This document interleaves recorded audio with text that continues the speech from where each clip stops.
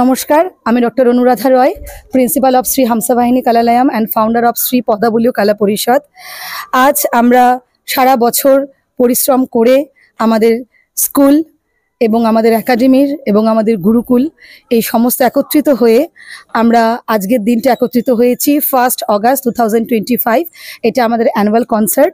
এখানে আজকে আমরা 3টে ভাগে এই প্রোগ্রামটি করেছি, যেহেতু জোড়াসাঁকো ঠাকুরবাড়ি রথীন্দ্র মঞ্চে এই প্রোগ্রামটি আজকে আমরা করেছি।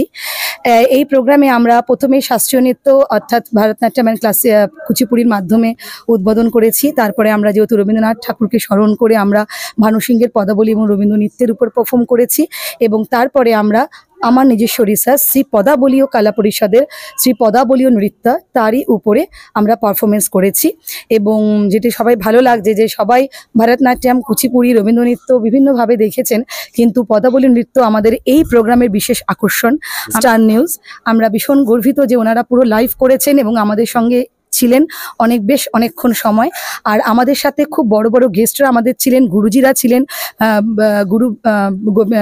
গুরু থাঙ্কুমণি কুট্টি আমার গুরুমা, ওনার রিপ্রেজেন্টেটিভ হয়ে এসছেন, ওনারই নিজস্ব সন্তান সোমনাথ কুট্টি, এবং উনি এসছেন, তার সঙ্গে এসছেন গুরু গৌতম ভট্টাচার্য, যিনি এই পদাবলী নৃত্যের কর্ণধার, এবং শুধু কর্ণধার বলবো না, আমাদের এই মিউজিকটা উনি তৈরি করেছেন।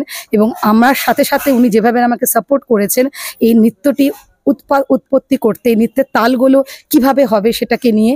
তো গুরুজি আজকে ছিলেন, আমরা খুব গর্বিত। তার সঙ্গে কীর্তনিয়া সোনিয়াও ছিলেন, যার গলায় এই পদাবলী নৃত্যের গান, এবং তার সঙ্গে বিশেষভাবে ছিলেন বিষ্ণুপুর থেকে আগত বিষ্ণুপুর ঘরানার সবথেকে পুরনো পাখোয়াজ প্লেয়ার, যিনি হচ্ছেন শিবপ্রসাদ গুরুজি। তো এছাড়া আরও অনেকেই ছিলেন। তো আমরা খুব গর্বিত যে এত বড় বড় মানুষদের পদছোঁয়া আমাদের এখানে পড়েছে, এবং আমরা আপনাদের খুব ধন্যবাদ জানাই যে আপনারা এটি লাইভ করেছেন এবং আমাদের সাথে ছিলেন। আমরা খুব গর্বিত, আমরা আরও ভালো ভালো কাজ করতে চাই, আরও সামনে এগিয়ে যেতে চাই। অনেক অনেক ধন্যবাদ আপনাদের চ্যানেলকে।